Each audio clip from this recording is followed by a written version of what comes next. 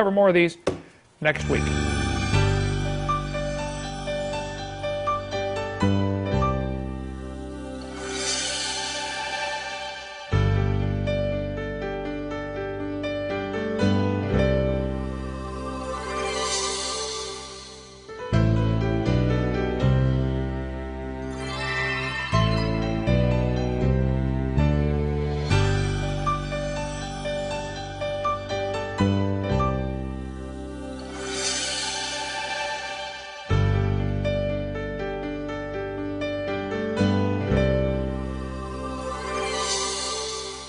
All right, welcome to our class number 8 of our CSE 201.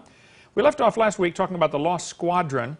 I forgot to mention in last week's lesson that we have a model of the Lost Squadron right in the next room here. You can see the little airplane down there and how far they had to drill to get to it. Those layers are not different ages. That's one of the lies in the textbooks. Also, they tell the kids that the layers of rock that we see in the world, the so-called Geologic Column, represents different time frames, and that is simply baloney. I was taught this. I believed it as a kid. I thought, well, it's in the textbooks. It's got to be true, you know.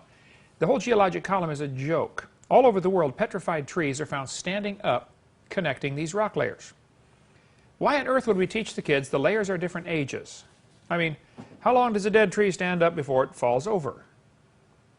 Is it possible for the bottom half to petrify and the top to keep growing? I mean, think about it. There's just no possible way this can happen.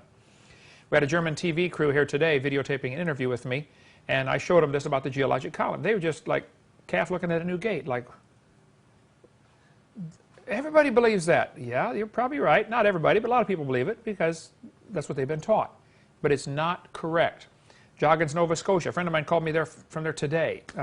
He's up there getting some of the petrified wood. He's going to try to get a petrified tree in the vertical position, get a video footage of it, and then get it removed and bring it down here for our museum. That'd be cool, have one of those. We've got petrified tree right here that broken up into logs. You want a petrified tree, if it ever does get free from the dirt, it'll fall over, and it's solid rock. You know, it's going to bust up into logs. You go to the petrified desert in forest in Arizona, or Calistoga, California, or Florida, Mississippi. There are petrified forests all over America. You see oftentimes great big trees up into logs. They're probably petrified standing up.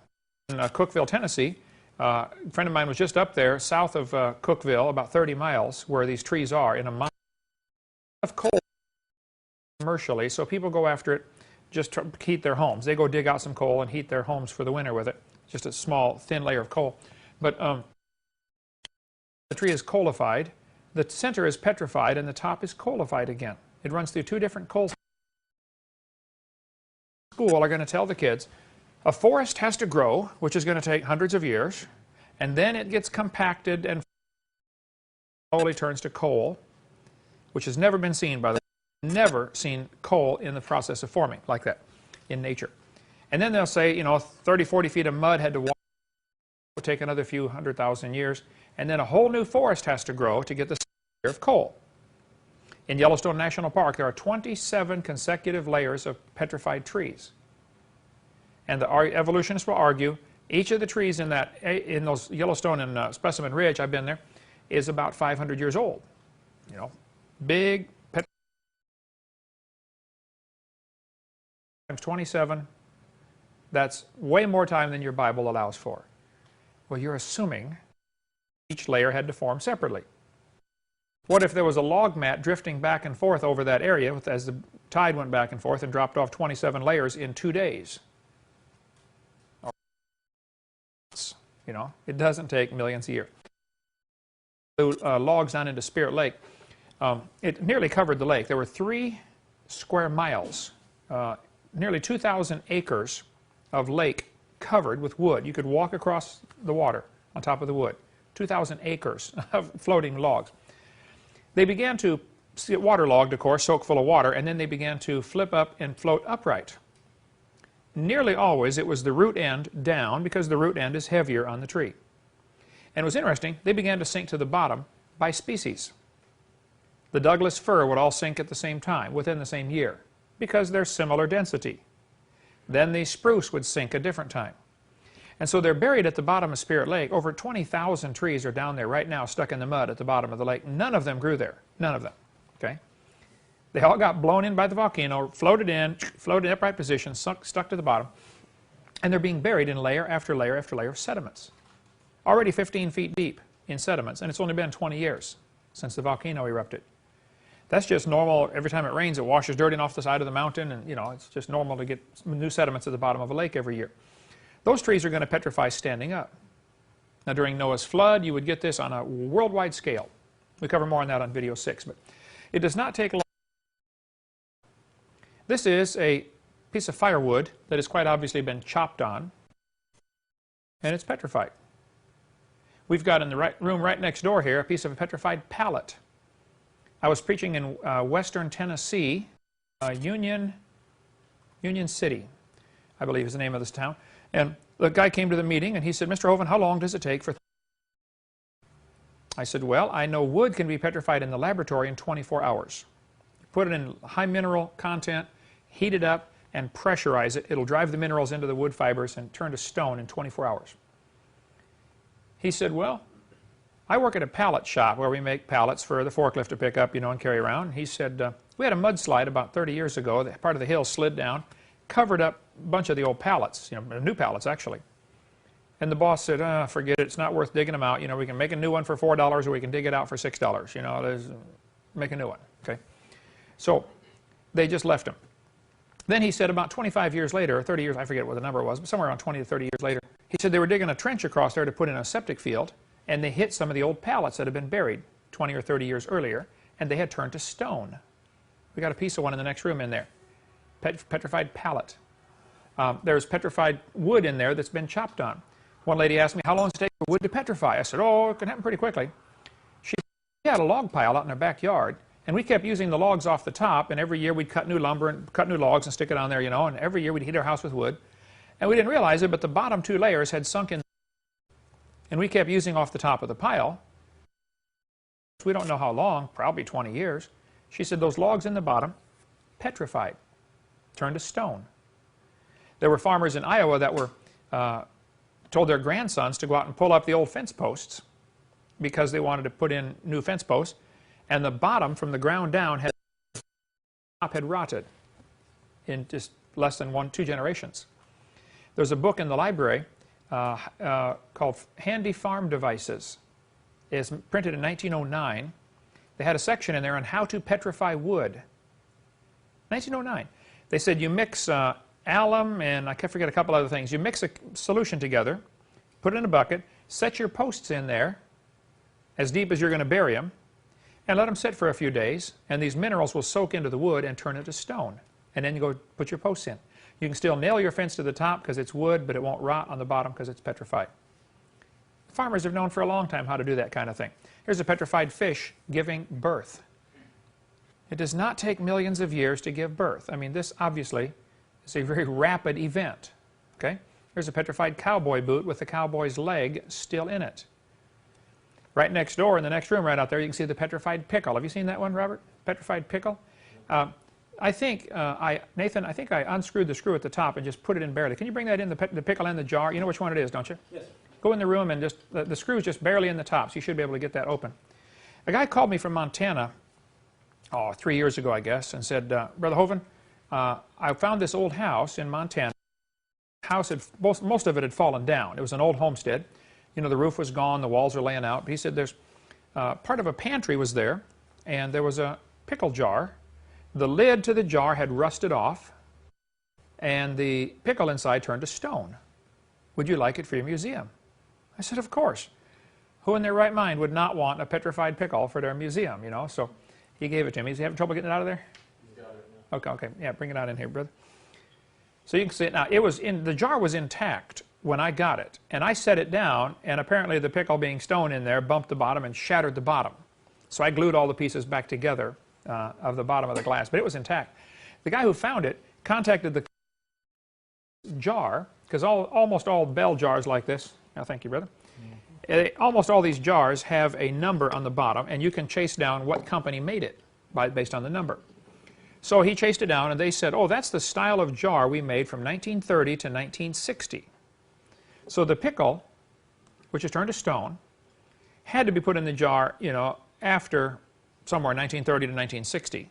Who knows when the house rotted and fell apart, but the pickle inside turned to stone. And like I said, the bottom of the jar is busted up only because I did it, okay, accidentally. This one, I think some of the guys may be saying that's a petrified pickle, but actually that's a fern impression that's sitting next to it in there. We have right in there petrified charcoal briquettes, a petrified octopus arm, a replica of one. Things don't take long to petrify. How many got to see the petrified teddy bear? Did you see the petrified teddy bear in there? There's a place in Czechoslovakia. Have you seen that? Place in Czechoslovakia where, actually Czech Republic, it used to be Czechoslovakia, they split it up 2 countries now, but in the Czech Republic there's a waterfall that's real high in minerals. So they hang all kinds of stuff in there. You hang anything there, and within 2 or 3 weeks it's coated with minerals, and it's not really petrified, it's permineralized, it's coated, it's solid rock. I mean, it's rock coating on the outside. If you left it there long enough or soaked it in this stuff, it would turn to solid rock. But the petrified teddy bear's in there, the petrified rose, they hang all kinds of stuff in there and then sell it, you know, souvenirs on a petrified teddy bear. Not very cuddly. But, so the point is, it doesn't take long for things to petrify, and the petrified trees in the standing position, I think, are really good evidence for a rapid burial in Noah's flood. Only way I can see, producing all those thousands of layers. The other thing you got to consider in your world view of how the flood would fit in here, in a flood, you have, if the world was covered with, you have an interesting situation because the earth is still turning and the moon is up there pulling the water up, the tides, okay? What's the tide in California where you're from, brother? How far does it go up and down? Mean tide is 5 foot 2 feet, like up and down. 5 foot?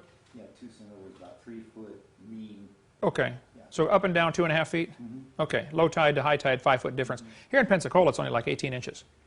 Up at the Bay of Fundy in Canada, it can get up to, I think, a 60 feet average, and the highest spring tide is 102 feet. The world's record tide, Bay of Fundy. The tide is coming in so fast, you can pay $5 or $10 and get in a rubber raft with a bunch of people and sit in front of it, and it pushes you. It's like 20 miles. Pushes you up the, is that what's the name of that river? No, I forget the name of the river, but who cares? But anyway, it's pretty cool. It does that a couple times a day. And it erodes away the beach rapidly up there in Bay of Fundy, Nova Scotia, Canada. Well, if the moon affected by the flood down on the earth, the moon doesn't care. So the earth is flooded. Now you got a strange situation because the tide starts to come up and then it bangs into something like, you know, California or, you know, South America. We have continents that stop it. And so it just starts to get going and runs into something it can't get over. And so it kind of takes all the energy out of it. Well, if the earth were covered by water, that wouldn't happen. The tide would go up and down about 200 feet if the earth were covered by water. A 200-foot tidal change, earth. If you get all that water rushing, being pulled up, it's got to rush in from the sides to fill in that lump. The water rushing in from the sides is going to be causing stratification at the bottom. It's going to be scouring things and shuffling things around. Plus, just 200 feet of water weighs a lot. It would press down on the sediments underneath, and then when the low tide comes by, it would relieve that pressure. So the sediments at the bottom are being squeezed and relieved, squeezed and relieved. That causes a phenomenon called liquefaction. We'll get into more of that in seminar part 6. But the lifting and separating of the particles causes the denser ones to go to the bottom and the lighter ones to go to the top. There was a guy who did an experiment. All the details are talked about on Walt Brown's website, creationscience.com. But he took a cement mixer and mixed up dead birds, dead fish, dead amphibians, dead reptiles, dead mammals, and sand, rocks, gravel, mud, mixed them all up, and he dumped them into a large aquarium. But before he put them in the aquarium, he put a big hot water bottle in the bottom, hooked to a hose, where he could, and he poked 1,000 holes in this hot water bottle, okay? So when he turned the hose on, it's going to fill the aquarium from the bottom, coming out all these little holes. So the water's going to be squirting up like 1,000 little squirt guns in the bottom of the aquarium under all this material mixed up in a cement mixer. When he turned the water on and it filled the aquarium from the bottom, as the water is pushing up, it's going to lift sand grains and rocks and particles, and then it's going to drop them again. But the denser ones are going to drop just a little bit faster than the less dense. By the time the aquarium was full, it had already stratified the whole thing. It was dozens of layers of material, and the fish were at the bottom, amphibians were next, reptiles were next, mammals were last. Now the evolutionists will just use an acronym FARM, F-A-R-M, mnemonic device, FARM. Fish, amphibian, reptile, mammal. They will look at the geologic structure of the Earth and say, hey, did you know generally birds are found on top? Yep. And clams are generally found at the bottom. Yep. They'll say, see, don't you understand that proves clams evolve first and birds evolve last? No, there might be a couple of other ways to think about that, you know. Maybe clams are at the bottom because that's where they live, okay? They're going to be the first ones buried. They're already at the bottom when the flood starts. Maybe birds are on top because they're the last ones to drown in a flood. You know, they fly around till they run out of gas. So it doesn't prove they are evolved in that order. They might be sorted based upon their density, based upon their intelligence, based upon their mobility. Clams can't run very fast, you know. They might be sorted based upon their habitat, where they live, you know. One already at the bottom is going to be the first one buried. He lives there, okay? So, and a clam, as far as we can figure out, it's not too bright. When something strange happens in his environment, he doesn't know what's going on. What's he do? Clam up. Let's wait till the danger goes past. Well, if he's clammed up and being covered by thousands of feet of sediment, or even 20 feet of sediment, he's done for. Now he can't open. And he's going to die in the closed position, and that's just the way they're found. You said they found giant ones down in Baja California? Baja, California. South of Tijuana? Of Ensenada. Okay. South of Ensenada. Now the one we got pictures in there, 11-foot oysters found on top of mountains 2 miles above sea level. Closed. Well, first place, oysters, 11 foot, pretty big. What's the biggest ones alive today? Have you ever heard anything over 2 feet? Oysters? You live out on the ocean or spend a lot of time out there? Oysters maybe 6 inches in diameter. 6, 8 inches, yeah. You know, over in the Orient, they have these big, giant clams. Right. I imagine they're about, what, 2 feet big in Yeah. diameter. I've seen shells of them at museums and stuff, 2 and 3 feet, you know, but still, 11 footers, 2 miles above sea level? Well, you know, clams don't climb mountains very well, for one thing. And when they die, they open. These clams weren't on the beach in Baja. They were up on the cliffs and about 4 miles inland. Okay, John, the guy that brought us the petrified clams, they're out there in your fossil shop. About how many would you guess you have there? Probably 500, at least, if not 1,000. Maybe 500 to 1,000? Yeah, buckets and buckets of them. He said he could Get all we want. get 1,000. Yeah. We're going to start selling them in the bookstore, you know, pretty cheap. This would be a great witnessing tool to show somebody a petrified clam in the closed position. Explain this, please. So if you students want to get one, to go see John, just let them pick one out. Give them one, okay? A couple more evidence. Yes, sir? I was just saying recently when Kevin and I spoke at homeschooling, the ammonite and the clam are both great ways to talk about the flood because they're both things that are found on mountains and they Right. on Ammonite and the clams. Yeah, they're great witnessing tools. Take them with you. Go on to some more evidences that the Earth is not billions of years old. The Mississippi River flows down. They call it the Muddy Mississippi. They have to keep building the higher. The folks in New Orleans, or it wasn't strong enough, right? Why would they build a city in a hole to begin with? Is question number one. Why didn't they leave when they had the opportunity? Is question number two. Why do I have to pay to fix it? Is question number three. And why are they fixing it? You know, why rebuild it in the same spot? You know, build it someplace else. You know, go to Kansas, man. It's above sea level, and there's plenty of open land out there. But so as the rivers flow, they bring sediments with them, mud, and normally you have a flood season. The river spreads out over the whole neighborhood, and it drops off another inch or two of fresh soil, sediment. It's called the floodplain. Well, they decided they don't like to get their house flooded every year, so they build a dike, and that's going to hold all the water in the channel. Now, as the water comes down, as soon as the river slows a little bit, it drops the sediments out. Faster it's moving, the sediments it can hold. It's called suspension. It holds them in suspension. Well, when it slows down, it drops them. That's why when the river turns a corner, you get a sandbar. You know, all the sediments drop out of suspension. Who cares? Well, the Mississippi River is now got channels. It can't flood. So all this mud keeps accumulating or goes out into the delta, called the New Orleans Delta. The river, you can see it coming down from the upper left there, goes all the way to the lower right on that long peninsula sticking out there. That thing keeps getting longer and longer as new sediments come out. It's actually growing pretty rapidly. 80,000 tons of mud come down the Mississippi every hour. if you could pick up a gallon of it, let it set, see how much sediment settles out, and then multiply that by how many gallons go past every hour, 80,000 tons of mud every hour. Of course, during flood season it's worse, you know, rainy season, dry season it's less, but it averages out a whole lot of mud. They call it the muddy Mississippi for a good reason. I used to live in Illinois. You guys probably to this cause, right?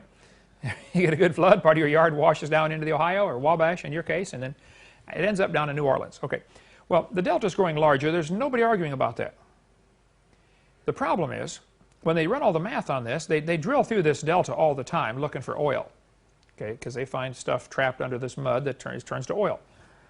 So they know everywhere out there. That's been real well tested. You calculate how much mud there is in this whole delta out here, divided by how fast it's coming, and it comes out about 80,000 years or 30,000 years worth of mud. Probably the New Orleans Delta actually starts someplace up near Memphis, Tennessee. It's all the rest of it's filled in with mud, way down there to Gulf, even into the Gulf of Mexico. You see down there, under the words Gulf of Mexico, they see the words Mississippi Cone. That's some of the mud from the Mississippi way out there. It is, you know, that's probably 500 miles out from the mouth, from the end of the river. Okay. Well, this mud is coming out at 80,000 tons an hour. The question is, why would it be only 30,000 years old? If the Earth is millions of years old, why isn't there more mud? Or why isn't the whole Gulf of Mexico full of mud by now? Now, this is one of the factors, probably, I'm going to say probably the only factor, that has been used by some people to say, this proves there was an ice age 30,000 years ago. The people who say there are multiple ice ages, say there was one 10,000 years ago and one 30,000 years ago. Wait, now how do you know that? Well, we know about the one 10,000 years ago from the Niagara Falls. And we know about the one 30,000 years ago from the Mississippi Delta. There might be a simpler explanation for this, guys, okay?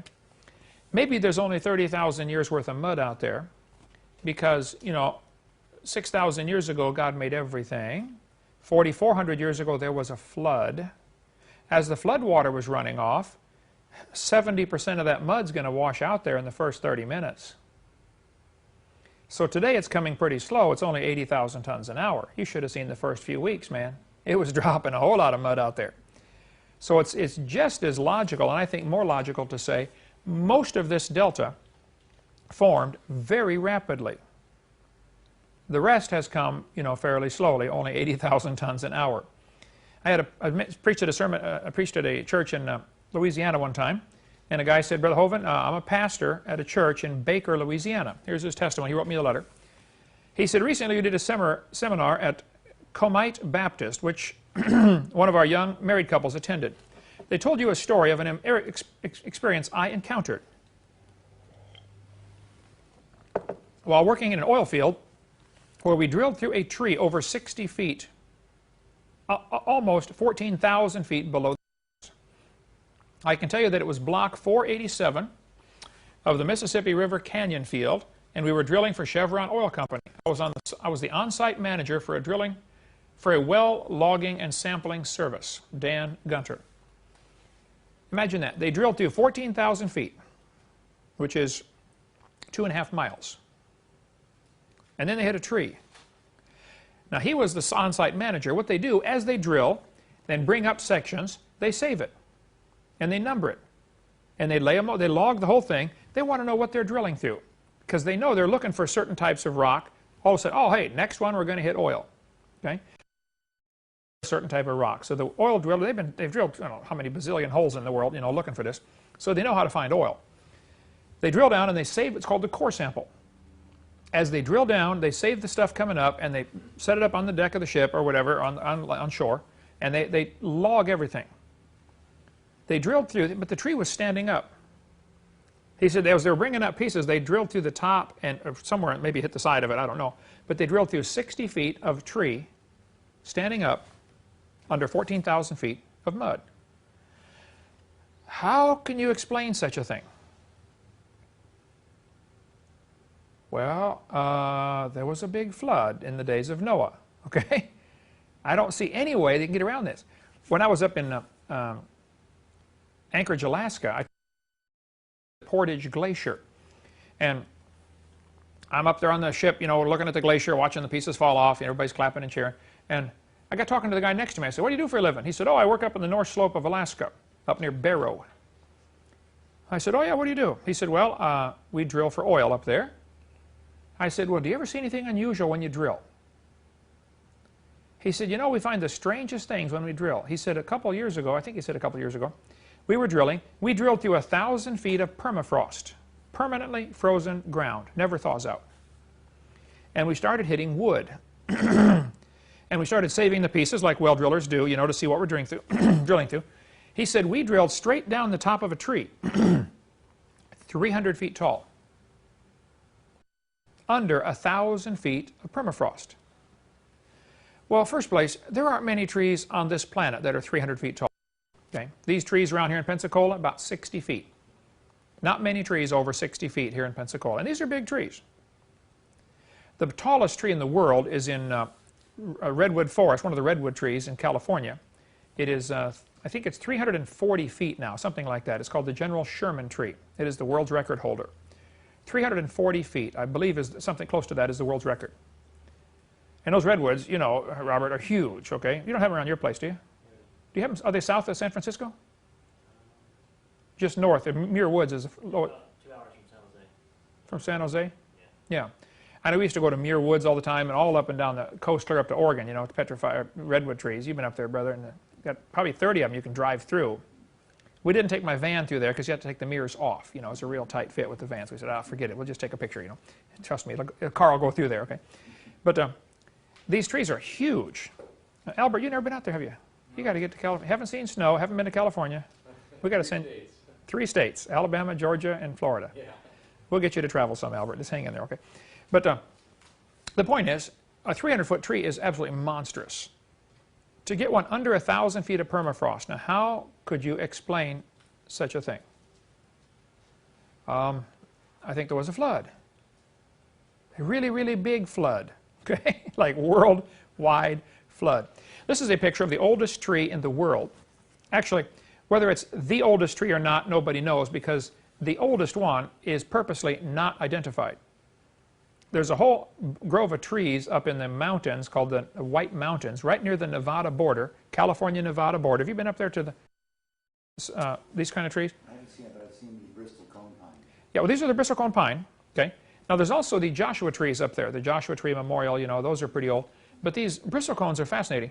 It is a gnarled mess. It's a tangled up mess, these Bristol cones are.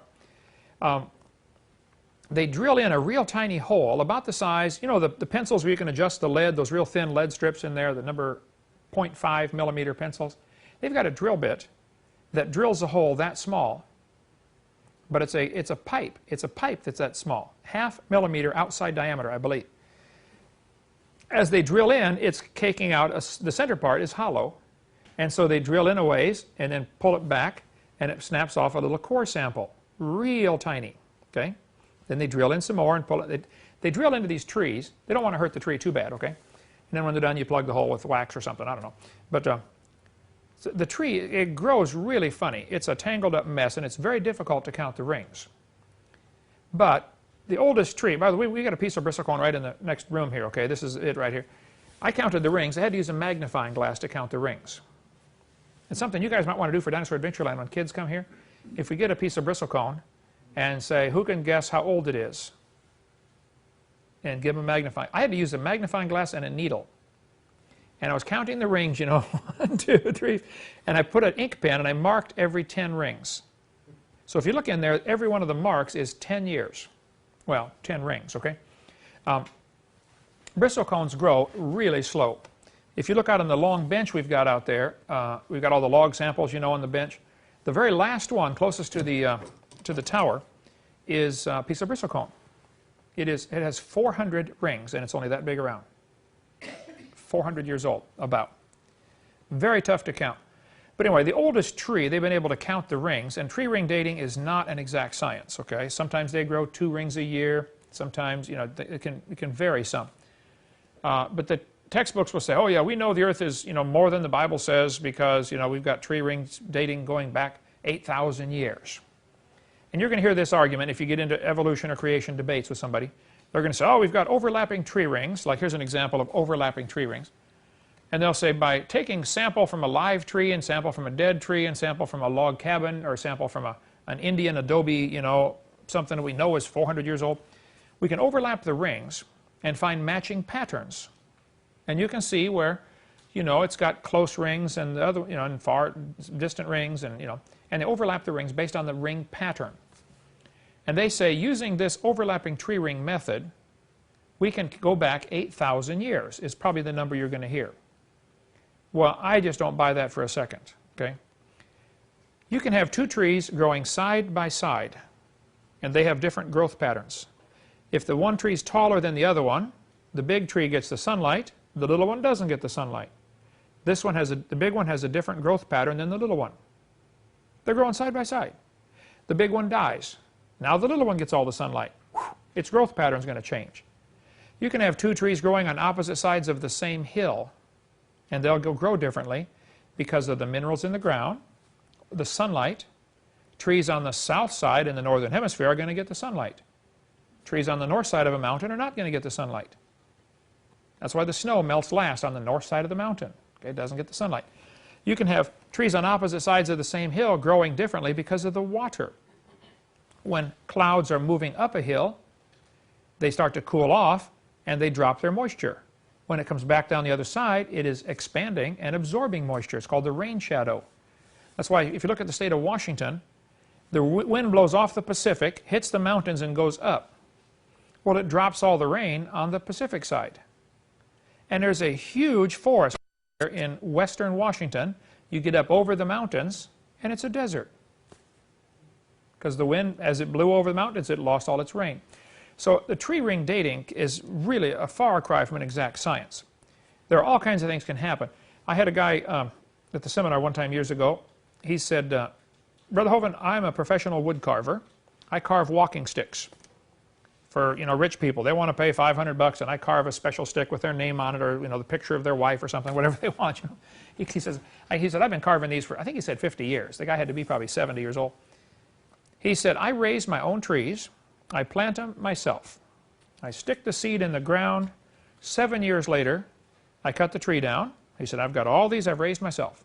Hundreds of them for walking sticks. I think he said Japanese yew, if I recall, was I don't remember what species of tree it was, but he said, I raise them myself. I know exactly how old that tree is. He said, when I cut them down after 7 years, they always have at least 11 rings. I can't answer why, okay? But the rings apparently are seasons, are good times and bad times, not necessarily summer and winter. You get a rainy spring, grows great. Dry summer, has a hard ring. Good fall, another spring ring. So I wouldn't get too excited about tree ring dating as an exact science, but it's an estimate, okay? This textbook says the oldest organism on Earth is 4,300 years old. Earth's oldest organism. Now I had one person say, Hovind, that's a 1977 textbook, and they now found one that's 4,700 years old. Okay, that is possible, okay? Well, let me rephrase that. It's possible that they found one with 4,700 rings. That does not necessarily mean 4,700 years old, okay? If you look at the way these things grow, they're just really ugly, okay? And you might, to count the rings would be a very difficult task. Because sometimes they grow one way and then grow, it's a tangled up, gnarled mess. It's just not a simple thing. Plus you're talking rings where you get about 100 rings per inch.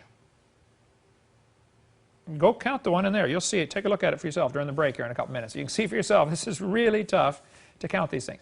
But it's interesting. Why would the oldest living tree be somewhere around 4,300 years old?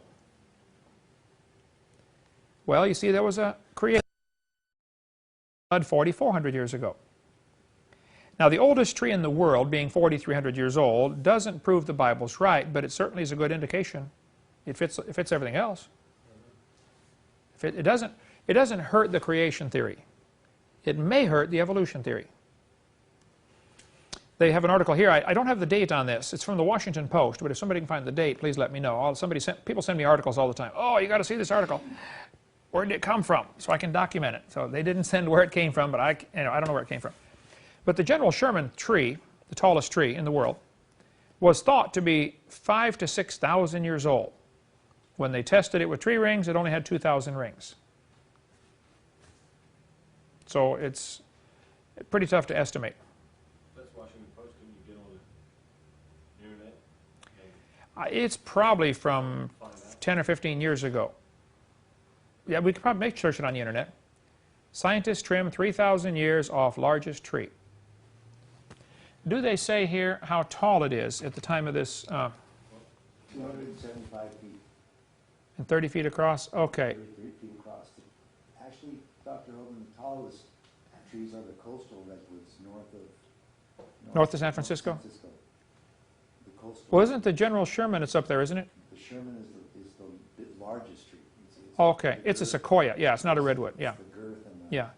Sequoias are the largest, redwoods are the tallest. Okay. the largest.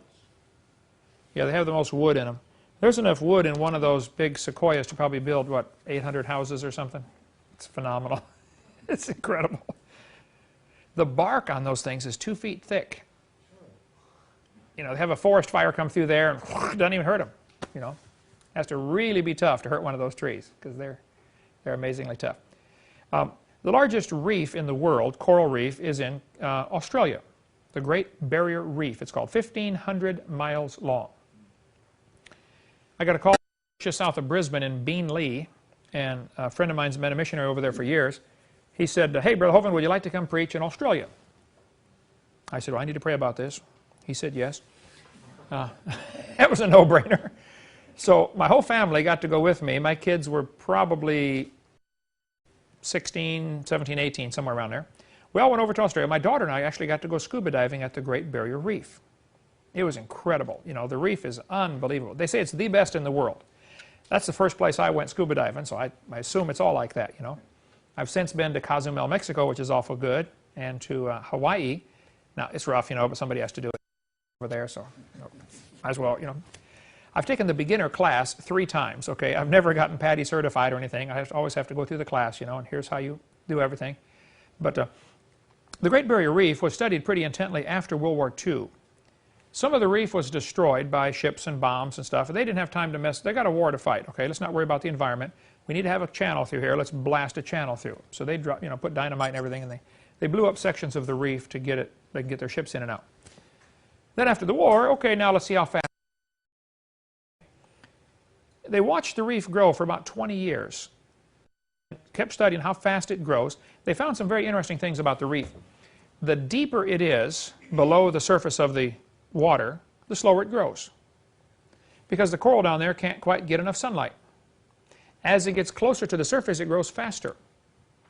Plus, during flood season on land, the reef grows faster. Because more stuff's being washed out. More minerals are in the water, which means more critters can eat the minerals, which means the coral can eat more critters. So during flood season or rainy season, you have a different growth rate than you do during. There are quite a few factors that influence reef growth, okay, how fast it grows. But based on a 20-year average, trying to take everything into consideration, they said the oldest reef in the world is less than 4,200 years old. Some studies said like 3,800 years old, okay? Somewhere around 4,000 years, okay? There's an article in Creation Ex Nihilo magazine, had one, the older version. They're in the library if you guys want to check that out. Creation, they changed the name. It used to be Creation Ex Nihilo, which means creation out of nothing. They changed it now, they just call it Creation Magazine, okay?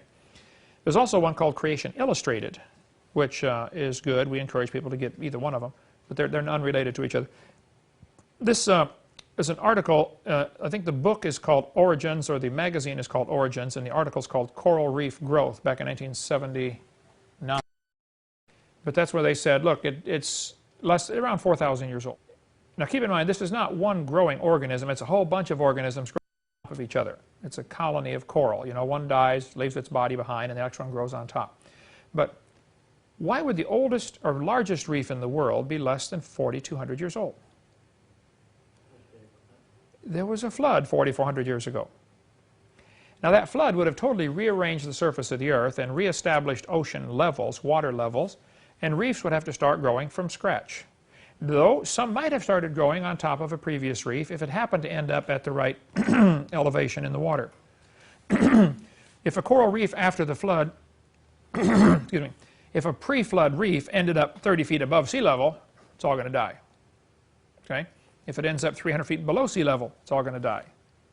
It's got to be a certain, certain distance depending upon the clarity of the water, depending upon the latitude. If it's too cold, it can't live down by Antarctica. You got to figure this world was totally destroyed by this flood. So some of the coral would happen to be at the right elevation, start growing again. There could possibly be some reefs that they find that exhibit even more than 4,300. Here's why. Suppose in the pre-flood world, everything was perfect.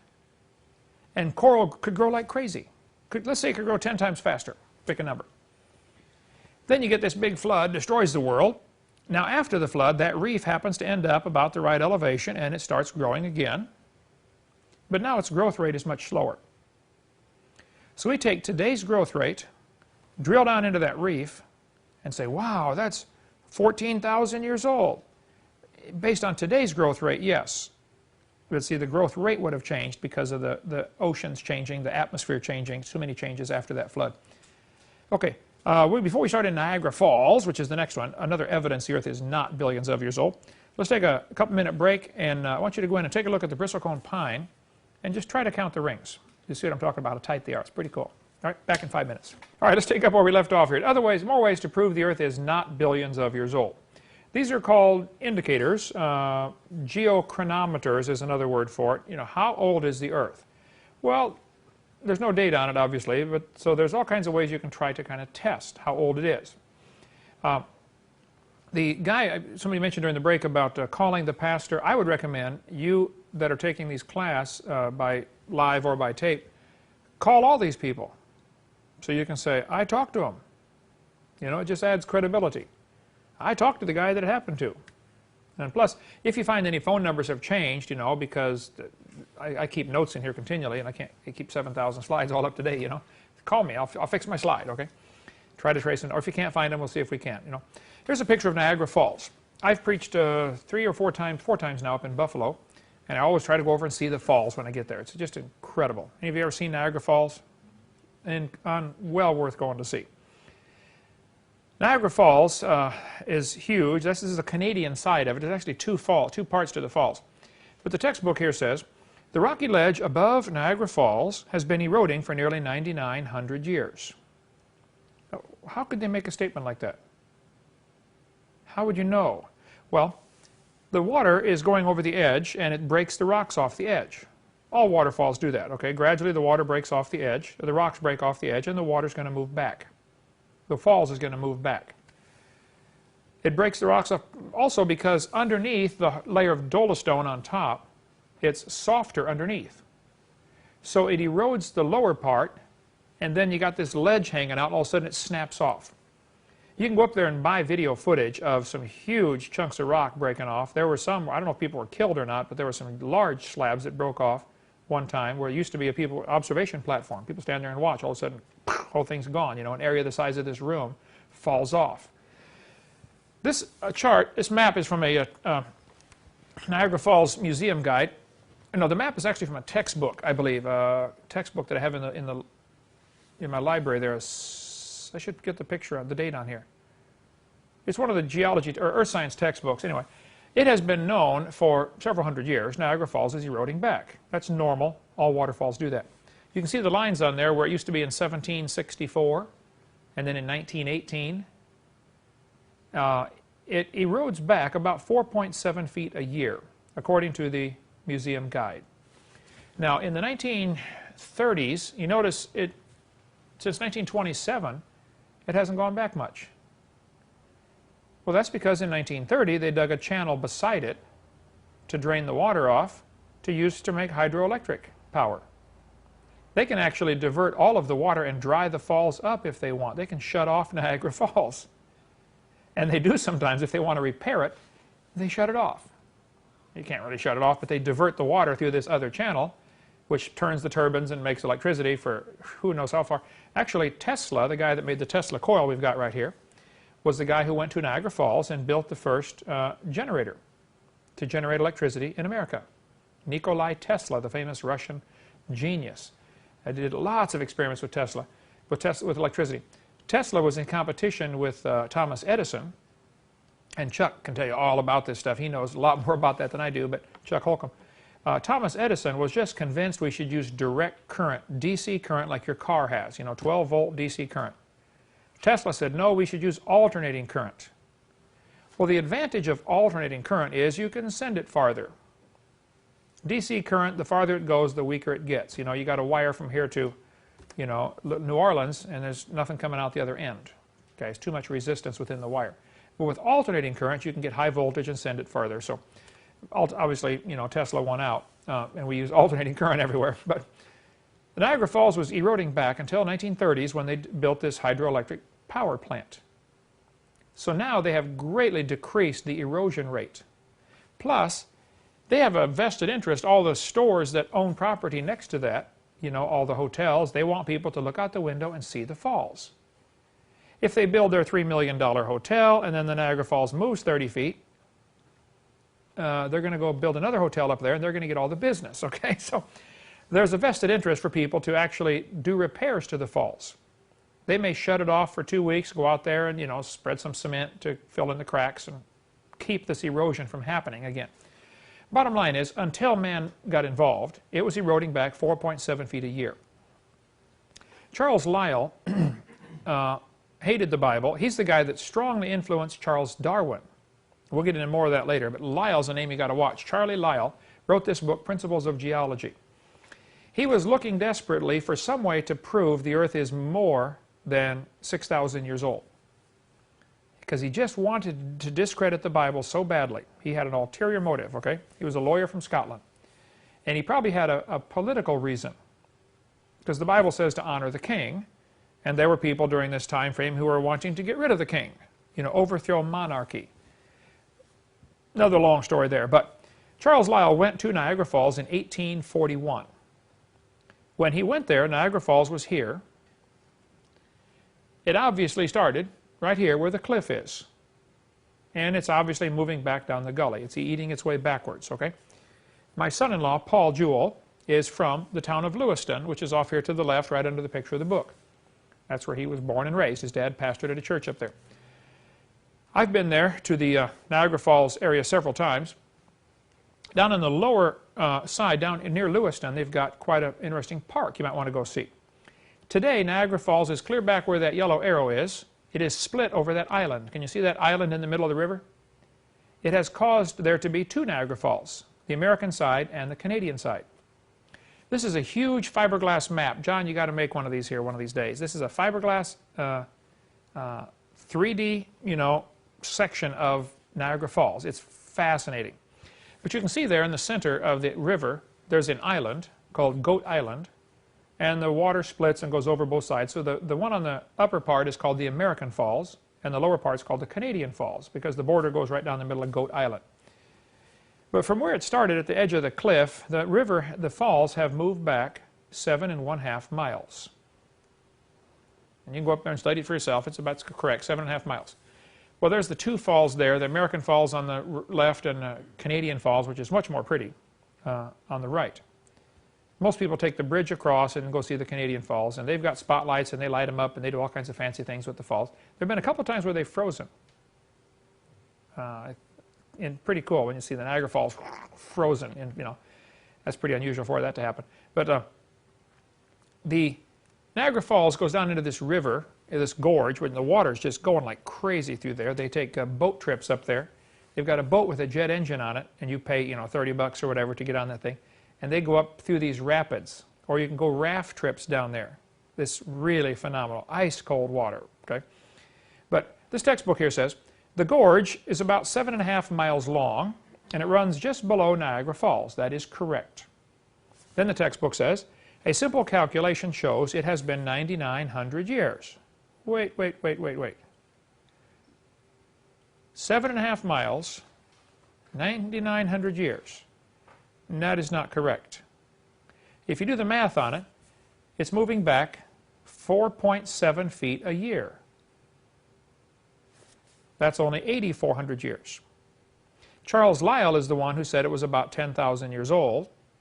He made up that number based on a much lower erosion rate because he wanted to discredit the Bible. He's the one who said Niagara Falls is 10,000 years old. And then people said, well, hey, the Earth is millions of years old. How can the falls be only 10,000? And he said, well, this proves there was an ice age 10,000 years ago. And the topography of the Earth was different, and as the ice melted back, it was ice melt that caused this Niagara Falls to erode this gully. So they date the ice age based on Charles Lyell's estimate that Niagara Falls is 10,000 years old. That's how they come up with that number. Now here's a sketch of Niagara Falls. It's right there. The river is flowing north, okay, into Lake Ontario. Niagara Falls obviously started eroding up here in Lewiston where that cliff is. It's called the escarpment, okay? It is moving back down the gully, the river. If the Earth is billions of years old, why hasn't it moved back to Lake Erie by now? Or clear to California, you know? Why is Niagara Falls right there? Well, about 6,000 years ago, God made everything. 4,400 years ago, there was a big flood. A guy named Noah built a big boat, saved all the critters. After the flood was over, the water's running off. Psalm 104 says the mountains arose, the valleys sank down, the water rushed off. Read Psalm 104. And half of that gully washed out the first 20 minutes. You can see after a good rainstorm where the water's running off, it'll eat backwards into the dirt a long ways. You know, the pond we've got out here for drainage, we had to put in a concrete spillway because the water kept eroding the dirt back so fast. One good rainstorm and man, you can lose 15 feet of dirt, you know. So Niagara Falls looks like it's 9,900 years old. They forgot the flood. That's what formed 80% of it. And even then they forgot to get the right number. You used the right mathematics. It should have been 8,400 years, not 9,900 years. But their 9,900 is based on Charles Lyell's estimate, which was a bold-faced lie to try to discredit the Bible. The known erosion rate is 4.7 feet a year. Okay, who cares? When it rains, 30% of the water runs into the ocean. The rest of it evaporates or soaks into the ground, becomes part of the water table. But on average around the world, about 30% is going to run into the ocean. As it runs in, it brings with it what are called mineral salts. There are all kinds of salts in the ground, mineral salts they're called, and they are being washed out into the ocean by the rivers. It's a known fact. Nobody argues about it. It's no big deal. Well, today the oceans are 3.6% salt. They're gaining salt every day. They could have gone from nothing to 3.6% in less than 5,000 years. Now, there are all kinds of indicators here that you can look up on creationscience.com or ICR.org. They have taken studies of each of the different salts. And they'll say how much of this particular salt, sodium chloride, is in the ocean, and how much comes in every year. And they get a number of maybe 100,000 years. They'll take a different salt, one of the potassium salts, and say, oh, well, this one took, we got 300,000 years worth. So you're going to get different numbers based upon which type of salt you're doing this with and how much is coming into the ocean. Of course, you got to realize, looking at today's salt increase is going to be a really rough estimate. You may have had a whole lot more wash in the first 5 years after the flood was over as the ground is drying out. There may have been a whole lot more salts on the ground for various reasons. But it's a simple fact. Most of the salts in the ocean could have accumulated in less than 5,000 years. So why aren't the oceans saltier? Has anybody ever been to a Great Salt Lake or the Dead Sea in Israel? I was at the Dead Sea over there and they said, don't get any water in your mouth. Well, I took off swimming, I was a lifeguard, and I got one drop of water in my mouth. It is 30% salt. I tasted that for 3 days. I couldn't get that taste. It was horrible. I've got some of the Dead Sea water. It's up on Jonathan's desk. It's a Coke bottle full of Dead Sea water. Is it up there, Heath, by your desk? You seen that? You should feel that next to a bottle of regular water. It is just like, golly, it feels like lead. It is so heavy. because it's so saturated in salts.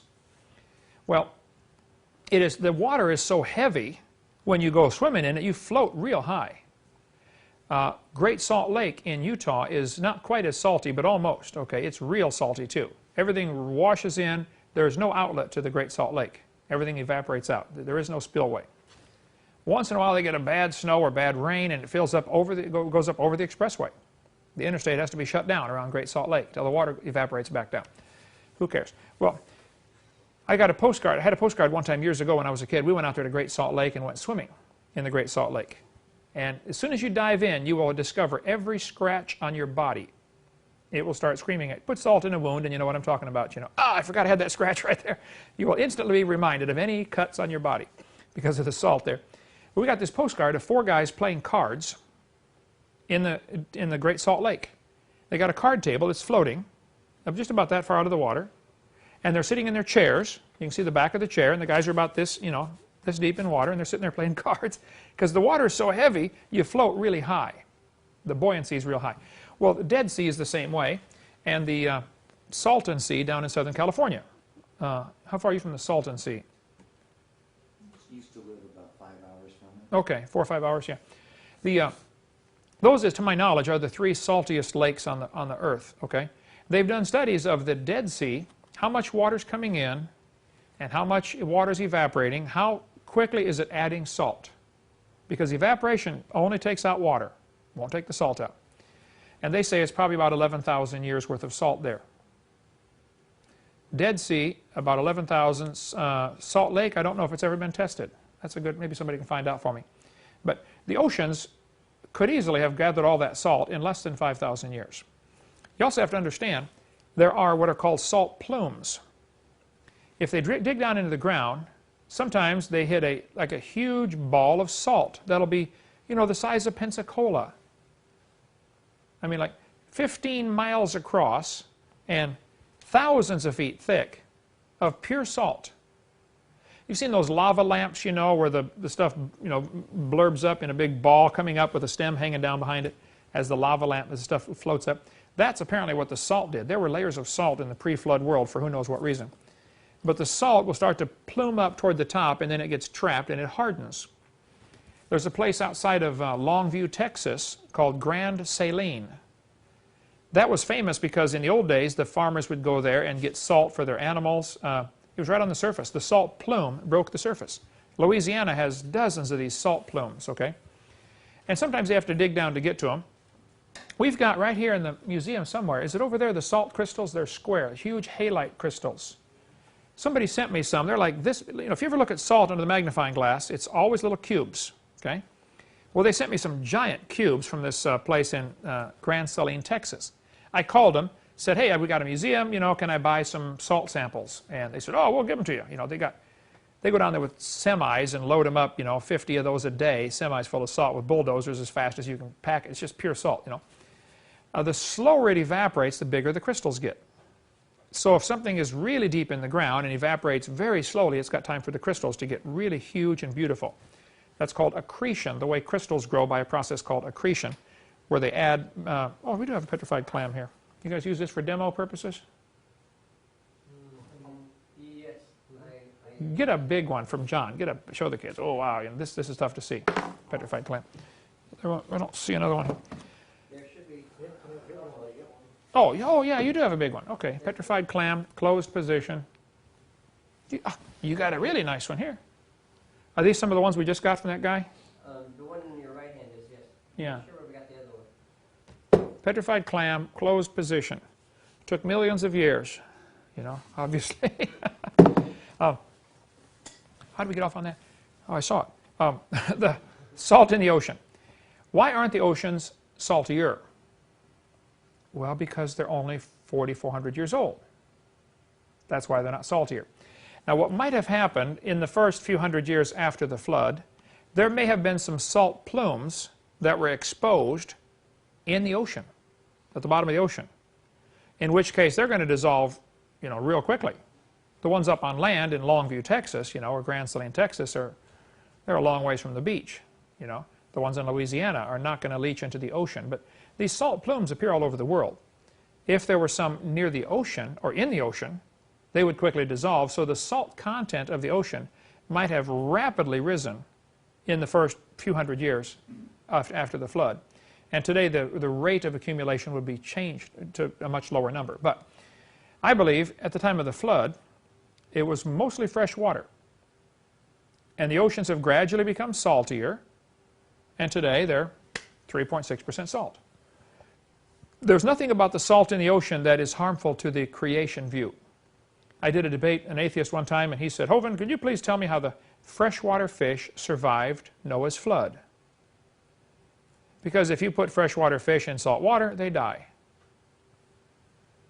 I said, well, sir, aren't you assuming the flood was salt water? He said, the ocean is salt water. I said, well, yeah, it is today. But I think during the flood it's probably fresh water. Atheists would have argued, how could Noah carry enough water on the ark for all the animals?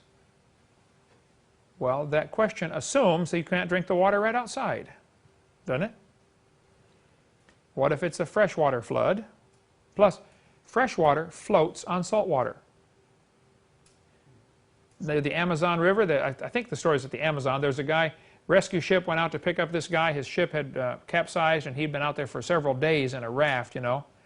And as the ship approached, he's like 100 miles off the coast of South America, I believe, is the way the story went. And he was dying of thirst. 3 days, no water, you know, because you don't want to drink salt water. It just makes it worse, makes you saltier, you know. He said, oh, give me a drink. I said, well, dip your head over the side and take a drink. He said, no, it's salt water, I'll die. They said, no, it's fresh water. He said, I'm in the ocean, man, it's salt water. He said, no, you're within 100 miles of Brazil. That Amazon River is pushing fresh water out so fast, it floats on top of the salt water, goes out 100 miles. I believe is the number, something close to that. There's fresh water floating on top, way out there. So bend your head over, get a drink. You know, you could have had a drink all this time. But so I suspect even if there were salt water in the flood, it would tend to sink, and fresh water would float on top. So still, Noah could have gotten, or the salt content was less. Today it's 3.6%. And so the oceans have become saltier. Now today we have freshwater crocodiles and saltwater crocodiles. There are freshwater bass and saltwater bass. There are freshwater salmon and saltwater salmon. And the freshwater and saltwater crocodiles probably had a common ancestor. Crocodile. Correct, okay. One guy said, well, that's evolution. I said, no. Going from a freshwater croc to a saltwater croc is a minor change compared to what you believe. So you believe they changed from a rock to a croc. Now we're talking real major overhaul here, okay? Go from a rock to a croc. I met a guy in Alabama. He said, here he is right here, David Clifton. You can call him up. There's his phone number. In Oak Grove, Alabama, outside of Birmingham. He said, Brother Hovind, I've worked with aquariums all my life. He said, I took black mollies, which is a freshwater fish. There's a picture of one there, black molly. And I slowly added sea salt to their aquarium. After 2 weeks, they became saltwater fish. When I put them back in fresh water, they died in 30 minutes. 2 weeks of gradually adding salt, they adapted to it just fine. I read the story, and I can't document it now. Maybe if one of you here or somebody on tape can document this, that somebody wanted to sail across the ocean in a raft. You took your sailboat across to Hawaii, right? How far? 1,500 miles? It's 2,800 miles. 2,800 miles in a 30-foot sailboat? This was a 41-foot sailboat. 41-foot sailboat. How long did it take you? 17 and a half days. 17 and a half days. Airplanes are a lot quicker, you know. Get that half day. Can't forget the half day. Okay. This guy was going to try to sail across the Atlantic, I believe, and he wanted to see, can a human body get adapted to salt water? So he started drinking just a little bit of salt water, diluted down every day. Have you ever heard of stories like this? Story, yeah. What's that? Is it, you know, can you document it, or is it true? Or Can't document it, but I've heard this story. that he got to where he could actually drink salt water. And he sailed across the ocean, drinking the salt water along the way. Yeah. Your kidneys go nuts at first trying to get rid of all that salt, but after you get used to it, you know. Most of the animals that live in salt water, even though today they require it, sort of, it is a nuisance to them. You can study the different animals and how they have to eliminate the salt from their system. Some turtles, for instance, squirt the salt out of their eyes.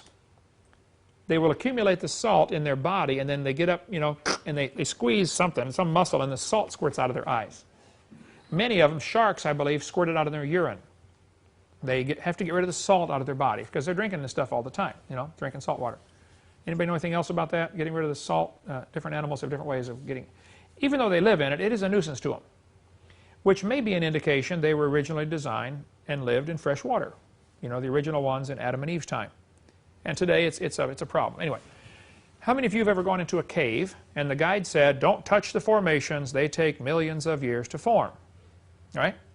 You go to Carlsbad Caverns in New Mexico and they'll say it took 250 million years to form these caverns. I don't think so. They did a study on this back in '78, a couple of scientists did, and they said, this is Dave Madsen, he's a self-professed infidel. He wrote, the Bulletin of National Speleological Society said they gave their observed growth rates as ranging from 0.1 to 10 centimeters per 1,000 years. That means the fastest these things can grow is 2.5 inches in 1,000 years. I beg to differ. Maybe before we get into stalactites more, we should remember fresh water and salt water. There are a lot of animals today that go in and out, like the salmon. Lives in the salt water and then goes upstream, you know, to spawn in the fresh water. There was a whale in California. Do you remember that one that came, Humphrey the humpback whale, I believe it was, came up all the way to Sacramento, got trapped in the river. Sacramento is a long ways upriver. How far would that be? By the way, the river, probably 100 miles in fresh water. And ended up, they had to chase him back out or something. I forget how they did that. You know, had to get the boats and they got stuck. Yeah. Jonathan and I decided, you know, if these dolphin and whales keep beaching themselves, you know, and killing themselves, and the environmentalists go out there and try to drag them back out, you know, we're going to go out there and say, no, don't drag them out. They're trying to evolve, man. Leave them alone, you know. They're trying to grow legs. Leave them here, you know. Stop saving the whales, you know. Okay, back to stalagmites.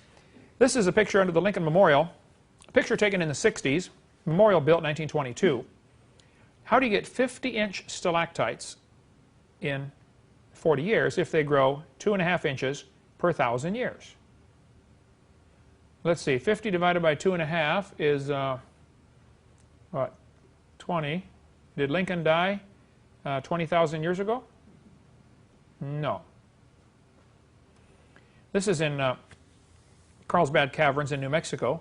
There's a bat covered up with flowstone.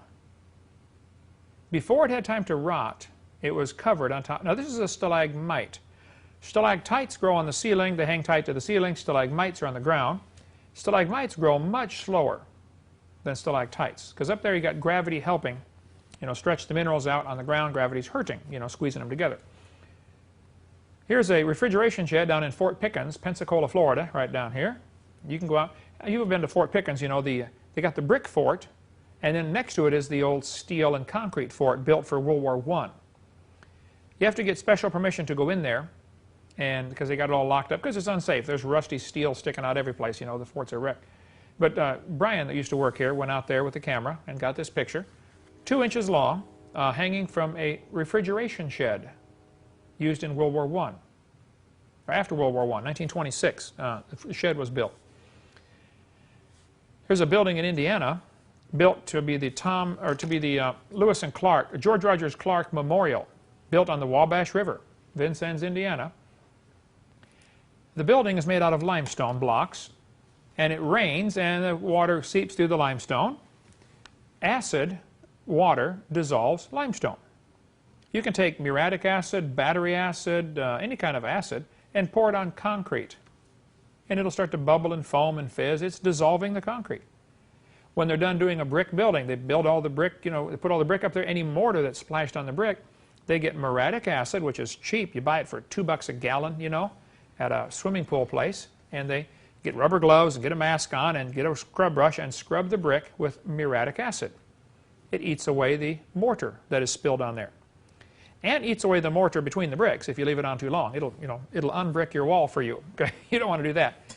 But you scrub it on, let it sit for a few minutes and hose it off, and muriatic acid eats it. Well, when plants die, they produce what's called carbonic acid. There are all kinds of acids. I don't know how many, a lot of them. But carbonic acid is a natural product that's in most of the groundwater because of the rotting vegetation.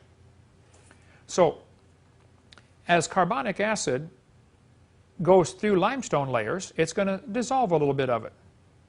And then when it drips in, like if it soaks through the ground through a layer of limestone, when it finally gets into an opening place on the inside like a cave, as it evaporates, it's going to drop this limestone back off. It's going to redeposit it. It's called flowstone.